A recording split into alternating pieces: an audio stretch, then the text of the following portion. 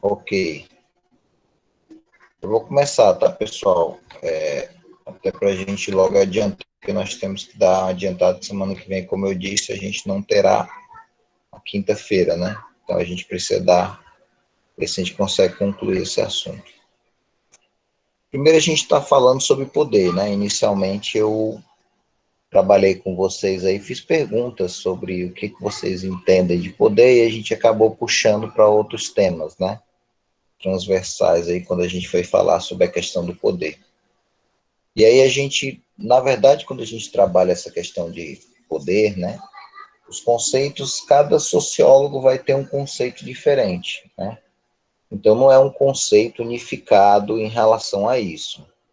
Mas a gente pode ter uma ideia geral, conceitual, pegando os principais conceitos e a gente tentando colocar para entender o que é isso. Então, se a gente pegar, por exemplo, o sentido lá dos romanos, né, da própria palavra latina, significa o direito de exercer autoridade, de deliberar, de tomar decisões, de se impor sobre as outras pessoas. O poder é o tipo de coisa que a gente pode não falar nele, mas a gente vive a partir dele. Todas as nossas relações, elas são relações de poder. São relações em que há sempre alguém, ou um ou duas ou mais pessoas que conseguem impor a sua vontade sobre uma ou mais pessoas. Quando há essa ação de você impor a sua vontade e a sua vontade ela for obedecida, e aí nós temos o exercício de poder. Claro que a gente vai ver que os conceitos eles mudam, né? Alguns acreditam que quando você fala algo, você manda algo e alguém obedece, a gente tem um exercício do poder. Quando a gente tem uma ordem e não tem uma obediência, alguns acreditam que não teria o poder, que o poder seria concretizado, né, também pela questão da obediência. Outros falam que não, como eu disse no início, né? Então, quando a gente fala de poder, em palavras simples mesmo, é só isso, é uma imposição de vontade. Não é só a imposição, é a imposição e a aceitação dessa vontade. Quando há uma aceitação dessa vontade, há o exercício pleno do poder acontecendo. A gente vai estar vendo que, se esse é o conceito, um conceito de poder, então a gente vai perceber que em todas as esferas da vida da gente, esse poder ele se manifesta. A relação, por exemplo, entre um pai e filho, ou um pai e uma filha, não importa, uma mãe, um filho, enfim, são relações de poder, né? É uma relação em que normalmente o responsável ele tem a sua vontade e ele vai impor essa vontade sobre o filho, ou sobre o sobrinho, ou sobre o neto, não importa, ou a neta, não interessa. Quando ele está impondo essa vontade e tendo resultados a partir dessa imposição dele, então você tem um exercício do poder. Um exemplo, sua mãe chega para você e dá uma ordem que você deve, por exemplo, sair de casa para comprar determinada coisa. E você obedece a ela. É um exercício de poder. Em que ela está mandando e você está obedecendo. Ela tem o poder e sobrepôs o poder dela sobre você e a coisa aconteceu. Seja você limpar a casa, seja você sair para comprar alguma coisa, não importa o que aconteça. A gente vai estar vendo que tem tipos de poder, né? A gente não pode generalizar. A gente acredita que o poder ele pode entrar na esfera política, social, econômica, militar, até mesmo dentro da própria família, na própria questão emocional. Em todas as esferas da vida humana, nós temos o exercício desse poder acontecendo, né? E geralmente esse poder, assim, a gente pode ter um indivíduo impondo a sua vontade sobre uma coletividade, ou a gente pode ter um indivíduo exercendo a sua vontade sobre outro indivíduo. Não precisa ser um no coletivo, mas entre os indivíduos esse poder ele realmente está acontecendo. Uma das ideias principais que a gente fala do exercício do poder é manter a ordem, né? A ordem das coisas, né? conseguia-se impossibilitar um verdadeiro ordenamento social, uma unidade social. Então, todo tipo de ação é feita para que isso aconteça. Então, sempre nessas relações, você tem aquele que está mandando, que é a autoridade, e aquele que está submetendo a ordem, ao poder exercido. Tá? A gente pode dizer que o dominador seria aquele que está exercendo a autoridade, e o dominado é aquele que submete a autoridade daquela pessoa que está portando naquele momento o poder. Né? Ok? Tranquilo? Alguma dúvida? Deu para entender direitinho esse conceito inicial? É bem simples, né? Não tem muita dificuldade, não. Tranquilão? Tranquilo, tranquilo. Beleza. Aí agora a gente vai conhecer a perspectiva de alguns pensadores com relação ao poder. Um desses pensadores é o Foucault, né? Esse Foucault ele é mais estudado quando você chega na faculdade. Se você for fazer alguma faculdade na área de humanas, né? Você geralmente estuda o Foucault. Ele é um dos pensadores básicos, né? Trabalhado no terceiro grau. Mas para a gente, o que vai realmente interessar a nível de Enem é você entender o conceito central de poder para Foucault. Foucault acreditava que o poder ele não está somente em uma instituição. Por exemplo, é muito comum a gente imaginar que o poder está na mão do governo. Sim, o governo tem poder de mando, mas esse poder não está concentrado no governo. Esse poder está espalhado em todas as relações humanas. A gente falou agora no início que a relação entre um pai e um filho, ou uma mãe e uma filha, ou um filho, não importa, é uma relação de poder. Se isso é verdade, então a gente consegue entender que o poder ele está dentro de toda a sociedade. É como se o poder estivesse pulverizado na sociedade. Até mesmo um grupo de amigos, você tem o exercício do poder. Você tem aquele ou aquela pessoa que consegue convencer as outras pessoas a fazer determinadas coisas. Até mesmo essa ação em que ele está expondo a vontade dele, ele está justificando a vontade dele, e está fazendo com que as pessoas obedeçam, novamente, é uma reação de poder. Isso provaria a perspectiva que Foucault tinha em relação ao poder. Ele chama isso de micropoder. É como se você tivesse pequenas esferas, entre aspas, de poder diluídas, distribuídas na própria sociedade, onde todas as pessoas estão exercendo essa ação de se impor e ser submetidos, que são, na verdade, relações de poder.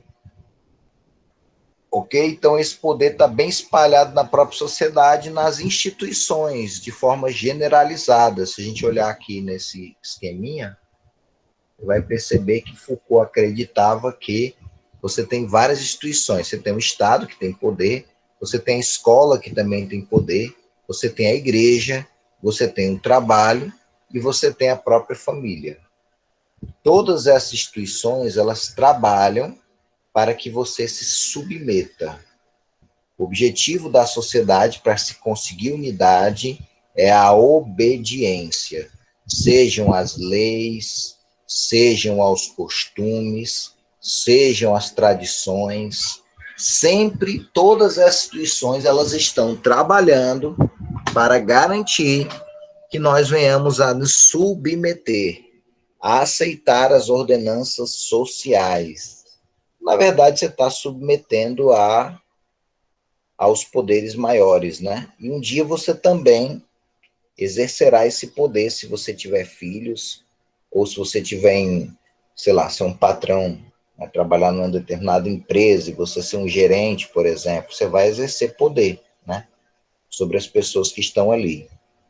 Então, tudo vai estar pulverizado, como eu disse, na teia social, né? Como ele mesmo dizia, né? De forma geral. Tranquilo? Para Foucault, o poder ele tem duas direções. O poder ele pode vir de cima para baixo ou de baixo para cima.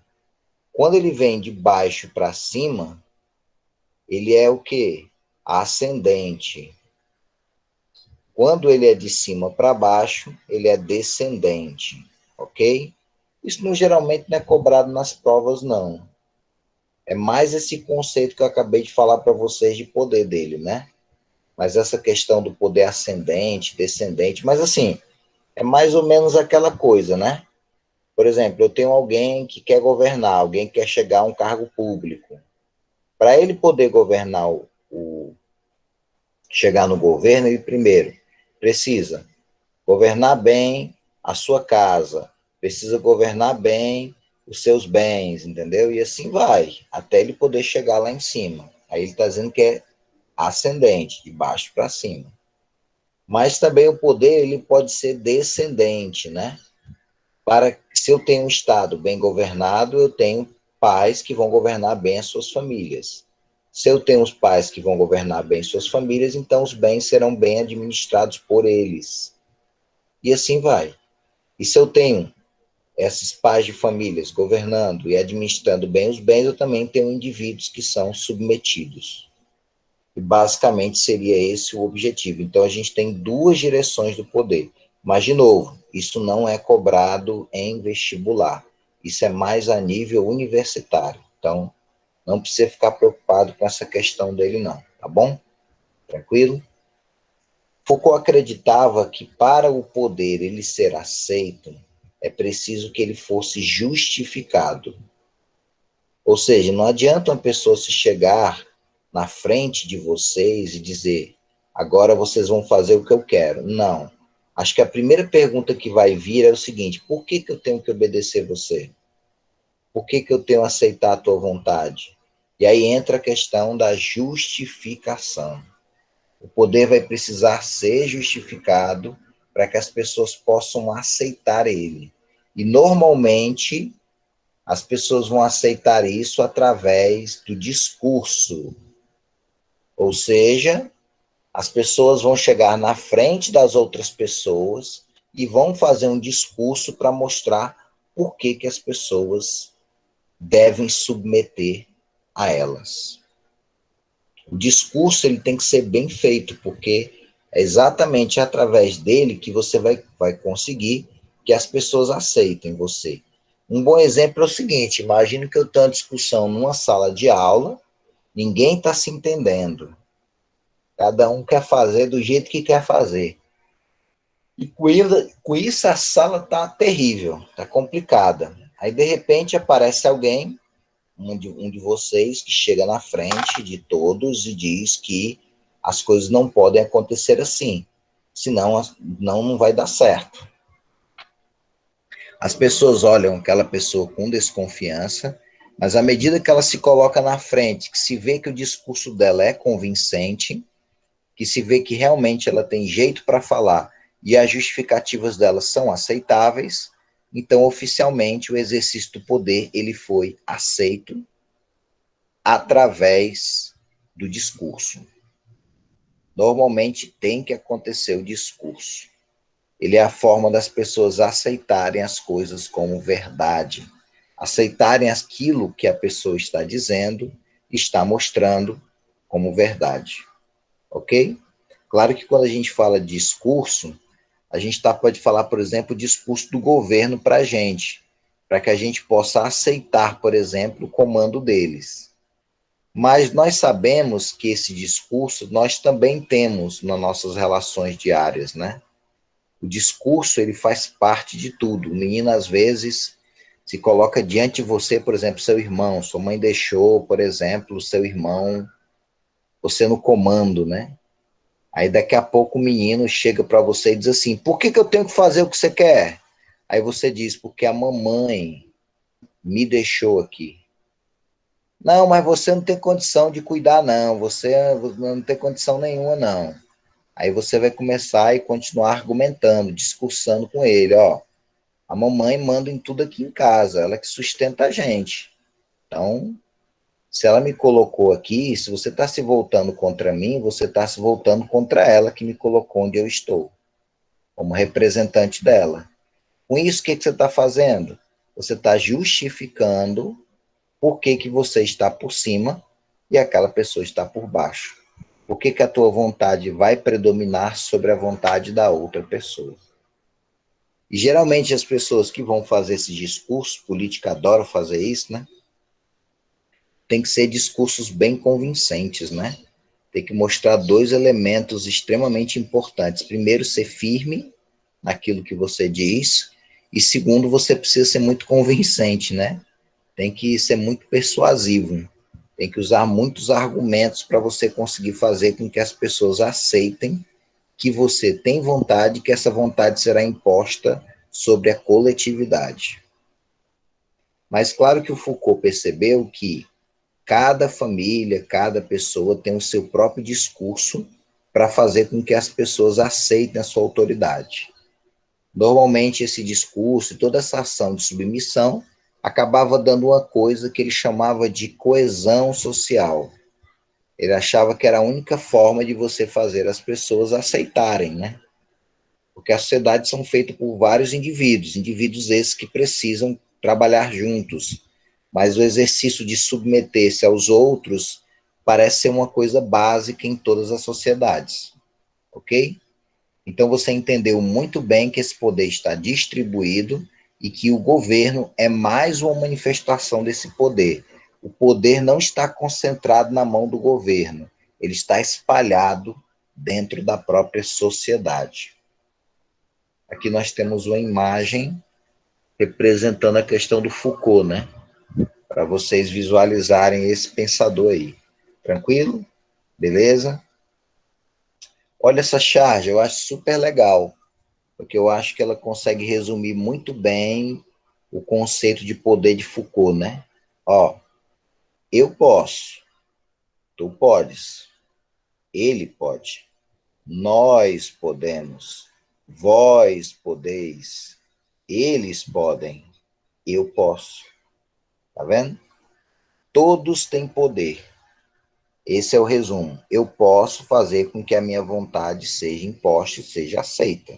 Se eu fiz isso, eu estou com poder e a pessoa submeteu ao meu poder.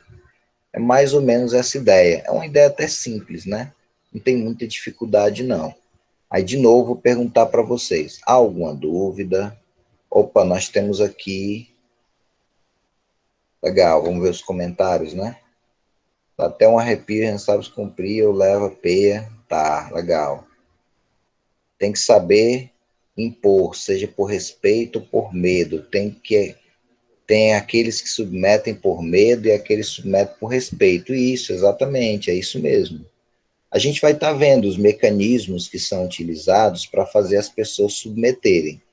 Mas um dos mecanismos utilizados, já adiantando aqui o que a Emily comentou, é a questão do poder das armas, é o poder da violência. Então, esse poder normalmente ele está na mão do governo. Claro que quando a gente fala violência, não significa que ele vai espancar você para você aceitar a vontade dele, mas ele pode simplesmente usar a ameaça, né? A ameaça das armas, a ameaça da prisão, a ameaça de ter o nome prejudicado, ou seja, qualquer outra coisa que venha acontecer. Então, normalmente, para que as pessoas aceitem, você precisa utilizar ferramentas para que as pessoas submetam ao seu poder. E aí, claro, que aí vai mudar exatamente de acordo com o mecanismo que você utilizou. Se você utilizou a violência, as pessoas vão submeter a você por medo. Mas se você mostrou para as outras pessoas que você é capacitado para estar lá na frente, então, de repente, você está ali na frente por respeito. As pessoas olham para você, veem que você tem condição e respeitam você exatamente por isso. Então, pode ser também uma outra forma de você enxergar essa questão do poder, né? A questão da submissão a esse poder e por que as pessoas acabam submetendo a outras pessoas. Aí a gente chega em outro pensador que também a gente já trabalhou algumas vezes esse ano, que é o chamado Max Weber, né? O Max Weber, ele acreditava, então, que as nossas relações sociais sempre são relações de luta. luta de pessoas tentando submeter as outras pessoas. Para ele, isso é uma coisa essencial, como em todas as relações, há essa imposição, e é verdade isso, pessoal. Muito claro isso. Todas as relações da gente, você, assim, às vezes vamos imaginar que você está com um amigo seu, o amigo seu fala para você fazer uma coisa, você não quer fazer, entendeu? Aí o amigo consegue convencer você a fazer o que ele quer. Se ele está fazendo isso contigo, então isso é uma relação de poder. Às vezes, muitas brigas que acontecem dentro de um grupo de amigos é porque alguém não está conseguindo exercer o seu poder sobre o outro. Alguém não está conseguindo submeter a outra pessoa à sua vontade. Ou a pessoa não está fazendo exatamente aquilo que você quer, ou que você imaginava que a pessoa deveria fazer. E aí você se irrita e você briga. Eu posso dizer para vocês que quase todas as brigas que acontecem estão ligado a exatamente o poder, pela perspectiva de Max Weber. E eu concordo. Em todas as relações você tem essa briga para que a vontade do outro ela seja imposta. E em todos os cantos que você vai, isso acontece. Tranquilo? Vamos para frente, né? Ninguém está falando nada mais. Vou na frente. Ó, outra coisa também importante que a gente precisa ter em mente é que para alguém exercer esse poder, ele precisa ter alguma coisa para que essa outra pessoa aceite o comando dela. Então, por exemplo, você chega numa sala de aula, você tem a figura do professor e você, por exemplo, é o aluno. O professor ele dá uma ordem para você. Por que você obedece o professor? Tem vários motivos, né? Mas um dos motivos de você estar submetendo ao professor é porque você entende que ele tem algo que você não tem. Talvez ele tenha mais conhecimento naquela área do que você. Então, naquele momento, por ele ter essa coisa a mais, um dos motivos de você ser submetido a ele é exatamente a questão desse algo a mais, que é o conhecimento referente àquela área respectiva. E aí você acaba submetendo. Agora, tem outros aspectos, o medo, né? Tem a questão da pressão dos outros alunos, tem a questão das regras da escola e outros fatores que também contribuem para a questão da submissão à vontade de determinada pessoa, né? Então, isso é importante. Até mesmo, como eu disse para vocês, até mesmo em diploma, pode ser esse algo a mais que vai levar as pessoas a submeter a você. É a forma disso, né? E para Max Weber, quando essa vontade, quando acontece essa vontade de mandar e obedecer, você tem uma relação de dominação. Às vezes, por exemplo, vamos pegar um exemplo aqui de um casal de namorados, né? Casal de namorados é uma relação de poder. Só que não significa dizer que só um vai mandar. Por quê? Porque dentro dessa relação, o menino, por exemplo, vamos pegar uma relação entre o menino e a menina. O menino, ele tem coisas a mais que a outra não tem. Então, por ela não ter, ela submete a ele a algumas situações. Mas também tem situações que ele não tem, mas ela tem. E aí ele submete a ela exatamente por ela ter essa coisa a mais que ele não tem. Não, entendeu? Não estou dizendo para vocês que na relação, é uma relação assim, que o homem submete totalmente, ou a mulher submete. Não. Tem áreas respectivas de submissão. E geralmente são as áreas em que a outra pessoa entende que você está acima dela em relação a essa área. Então você submete a ela exatamente por isso. Tranquilo? Beleza? Deu para entender direitinho, pessoal? Deu sim, prof. Tranquilo, né? Assim, eu não vou nem dizer que está botando a questão de filósofo, né? Isso é mais uma coisa mesmo para você observar na sociedade, né?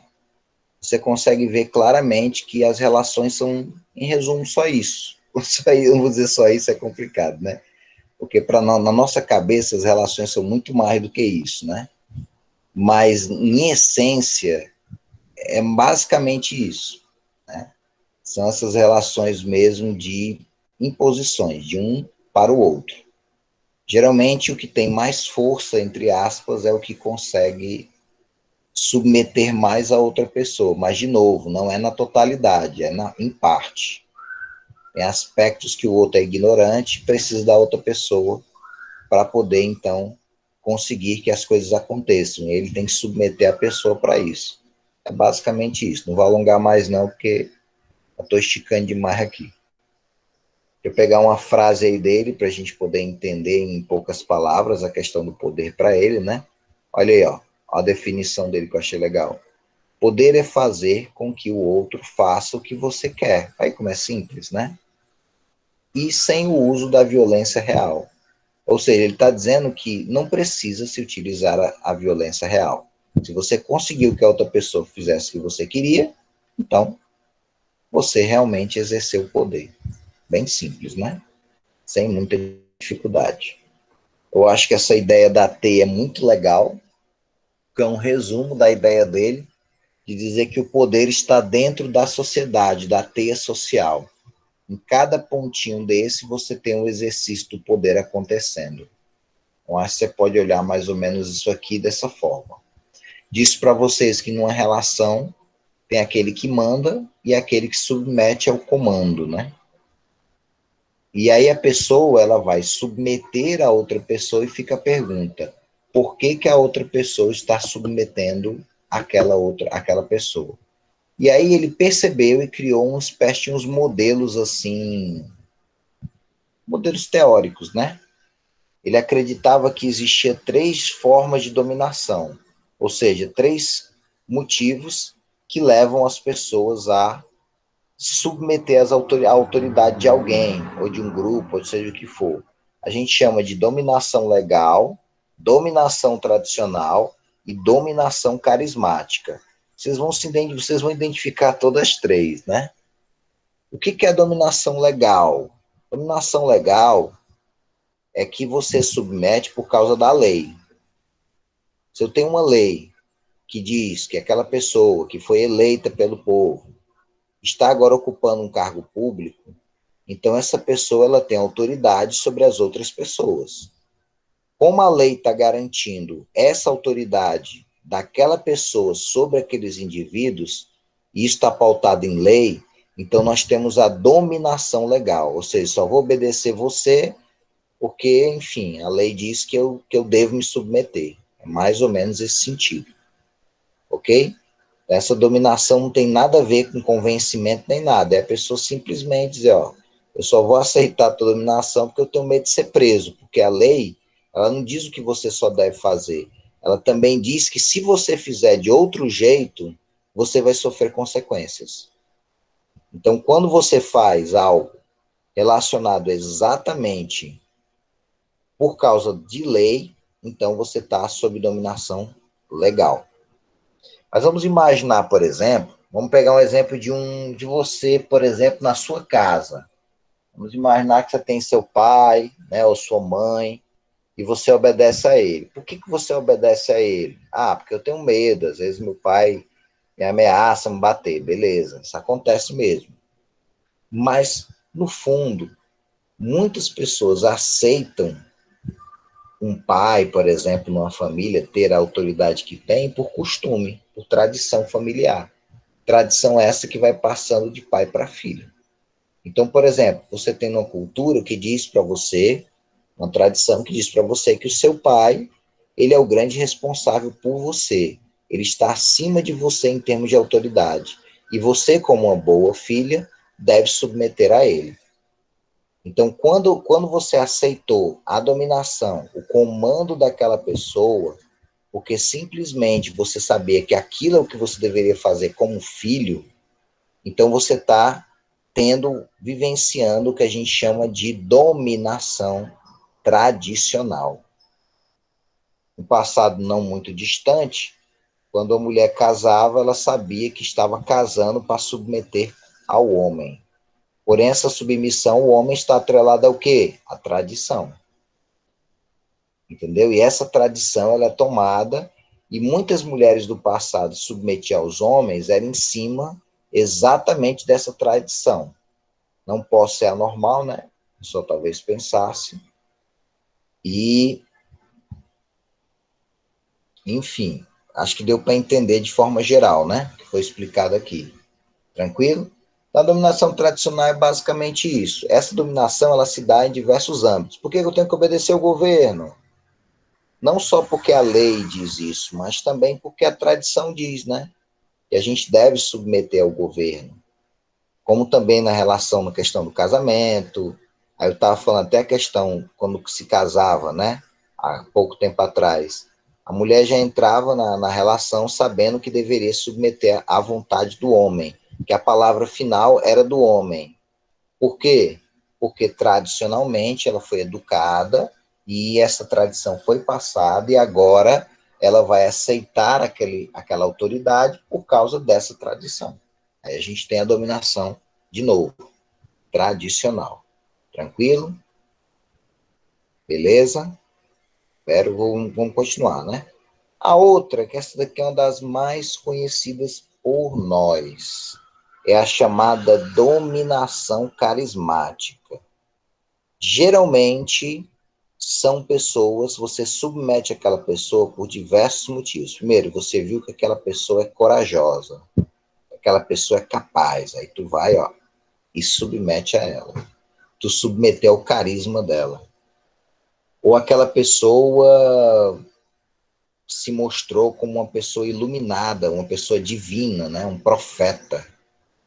Então você aceitou porque você viu ele na qualidade de homem divino, né? Homem conduzido por Deus. Então, nesse caso, você foi dominado pelo carisma e você submeteu aquela pessoa. Às vezes você tem uma pessoa que chega na frente, o cara faz um baita discurso. Quando tu termina, tu fala assim, rapaz, o que esse cara falar, eu vou fazer. Ou seja, você foi o quê? Submetida de forma emocional, por habilidade dele de fala, né? O discurso dele. Então, você foi dominada pelo carisma dele de novo, né? E aí a gente pode falar de N coisas, né? Dentro da dominação carismática, né? Segundo a perspectiva dele. Na minha opinião, essa é, sem dúvida nenhuma, um dos fortes razões de dominação em nossos dias. E não sei só em nossos dias, né? A gente recuar no tempo, a gente vai ver que é muito comum isso, né? Você aceitar exatamente, eu aceito a sua dominação porque eu simpatizei com você. Isso acontece muito, pessoal. Então, é o que ele vai dominar de novo, a questão mesmo do carismático. Beleza? Tranquilo? E aí a gente chega nas formas do poder, né? A forma desse poder que chega na sociedade. Esse poder ele pode ser um poder econômico, ideológico ou um poder político. Vamos imaginar, por exemplo, que eu tenho uma empresa e você está trabalhando nessa empresa. Aí você tem o teu patrão. Por que o teu patrão ele dá ordens e você obedece? Porque você precisa receber o seu salário no final do mês. Então, a razão de você aceitar a vontade dele é nada mais, nada menos que o fato dele controlar essa parte aí do dinheiro e você necessitar disso. Então, é a questão econômica que está fazendo você submeter. Então, a gente teria uma espécie de poder econômico. Mas vamos imaginar que você está, por exemplo, obedecendo alguém porque você foi ensinada, seja na religião, ou seja na escola, você foi ensinada por pessoas a isso, que encheram você de ideias, que influenciaram você para submeter. Aí a gente entra numa forma de poder que a gente chama de poder ideológico. Você está usando as ideias como uma ferramenta para levar à submissão das pessoas. Tranquilo? Esse é o poder ideológico. O poder político, ele é exatamente um poder que envolve o exercício do poder nas instituições públicas, políticas, né? Seja a questão das prefeituras, seja das secretarias e tudo mais, né? Tudo ligado ao governo, a gente fala de poder político. Tranquilo? De novo, Alguma dúvida? Querem comentar alguma coisa? Ela está acabando. Tranquilo? Beleza? Que bom. Ninguém fala nada, né? Mas tudo bem. Tranquilo, professor. Tá tudo bem. Só tá explicando direito. Pronto, valeu. E aí vem a questão, né? O que é o Estado? O que é esse governo? Esse governo, ele é exatamente essa instituição que tem autoridade sobre todos. Ele está acima de todos. Às vezes, esse Estado, ele tem uma função muito positiva. Ele pode estar aqui para dialogar sobre os conflitos das pessoas. Muitas vezes uma briga entre indivíduos, ela vai para a justiça. E a justiça é o quê? Faz parte de quê? Do Estado. Então o Estado, ele pode ser considerado um mediador de conflitos. E as leis são criadas para quê? Para diminuir os atritos sociais, né? Problemas que acontecem na relação entre os indivíduos. E de onde vêm essas leis? Do governo. Entendeu? Então o governo, ele tem uma função primordial. Muitas vezes, esse governo precisa usar uma força disciplinadora.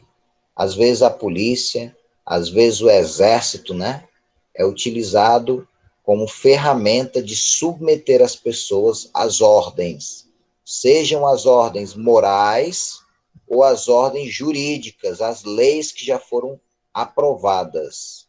E as pessoas oficialmente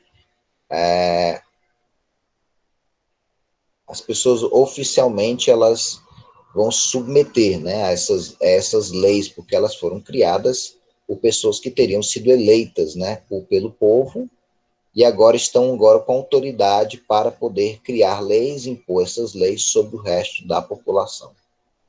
Beleza? Tranquilo? Claro que o Estado, ele pode abusar do poder dele, né? Se esse Estado, ele abusa do poder dele, existem instituições que aparecem para controlar esse abuso do poder. O próprio governo, ele se divide em três poderes para um poder limitar o outro. Mas existem instituições, como, por exemplo, os partidos, os sindicatos e até movimentos locais, populares, que a galera se levanta para protestar. Às vezes, esse protesto é uma forma de conter o exagero das ações do poder por parte do governo, ok? Aqui nós temos uma imagem representando aquele que manda e esse aqui é aquele que obedece. É só uma ilustração. Aqui nós temos alguém que é um líder religioso que com certeza essa mulher deve ouvi-lo e seguir aquilo que ele está falando. Então, o poder que está sendo exercido, a razão dela submeter esse líder religioso é exatamente o fato dela, da religião, dizer para ela que ele é um ser divino, ou um ser que fala em nome de Deus. Então, a gente tem a dominação carismática, que a gente falou há pouco tempo. Esse homem aí que já foi presidente da gente, a razão dele estar no comando, a gente pode ver aí várias coisas. A gente pode ver, por exemplo, a dominação no âmbito legal, né? Acontecendo, mas também o político sabe falar bem, sabe convencer as pessoas, né? A aceitar, a submeter a ele. Se ele está exercendo pela palavra dele, pela capacidade da oratória dele, então ele está exercendo o que a gente chama de dominação carismática. Mas ele também está no poder por causa das leis que colocam alguém que foi eleito por voto a estar num cargo agora em que as pessoas devem submeter a ele. Então a gente tem a dominação legal também acontecendo. Simultaneamente as duas coisas, tá bom? Aqui nós temos uma imagem aí de Max Weber,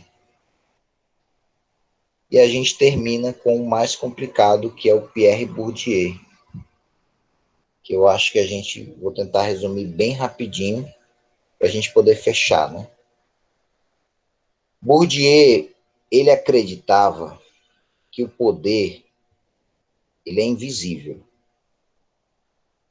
Na verdade é assim, é porque vê se vocês vão entender de uma forma bem rápida e simples. Bom, primeira pergunta que se fazia, beleza, por que a gente tem tão poucas pessoas mandando e a maior parte das outras pessoas submetendo? E se você observar, a maioria não se revolta, a maioria aceita. Pierre Bourdieu percebeu que, claro, você pode falar que porque o governo tem as armas, né? Ou porque o governo tem isso ou tem aquilo, mas ele percebeu que as pessoas elas são ensinadas culturalmente a submeter-se. Muitas vezes os poderosos, eles convencem, eles fazem com que a população submetida aceitem as suas ideias. Vou dar um exemplo, tá? Imagine que eles vão incutir na cabeça das pessoas que ser cidadão, um homem de bem, é aquele que obedece às ordenanças do governo.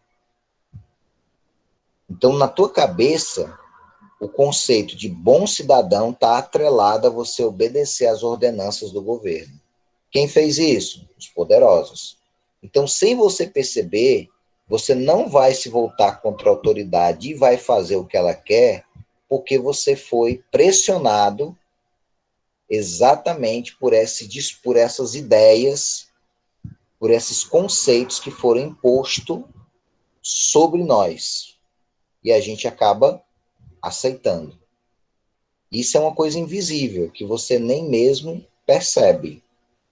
Muitas vezes, as próprias regras que são criadas pela elite, são criadas por aqueles que estão por cima, elas são internalizadas dentro de nós, elas são impostas.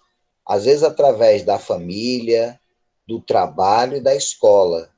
E você aceita aquilo e você não questiona. Então, você foi violentado de forma simbólica na perspectiva do Pierre Bourdieu, né? É mais ou menos isso. Não vou alongar muito, porque a gente já passou 6 minutos do horário, está na hora de ir embora, né? Mas a pergunta é o seguinte: tranquilo? Alguma dúvida? Querem perguntar alguma coisa? Tá. O que você não entendeu, Emily? Do Bourdieu. Bourdieu só está dizendo o seguinte, em poucas palavras: as pessoas elas submetem as pessoas que estão, por exemplo, os que estão em cima submetem, os que estão embaixo, submetem os que estão em cima, porque eles trouxeram, eles deram um jeito de pegar a visão de mundo deles e botar na cabeça das pessoas. Eu vou dar um exemplo. Durante muitos anos se imaginava que o negro ele deveria submeter ao branco. Por que isso aconteceu? Para a gente terminar a aula logo, né? Sei que estão doidos para ir embora. Por que isso aconteceu? Por causa que os brancos passaram as suas ideias racistas de superioridade da raça branca, colocaram na cabeça dos negros. E aí os negros acabaram submetendo por causa dessas ideias. Entendeu? Beleza? É como se fosse uma espécie de lavagem cerebral, tem sentido. Mais ou menos isso. Acho que fica mais fácil de entender, né? Tranquilo? Tem alguma dúvida? Então vamos fazer a chamada, né? Todo mundo aí coloca terceiro F e já pode ir. Boa semana para vocês até quarta. Quinta a gente não tem aula, né? Valeu, pessoal. Um grande abraço aí. Valeu.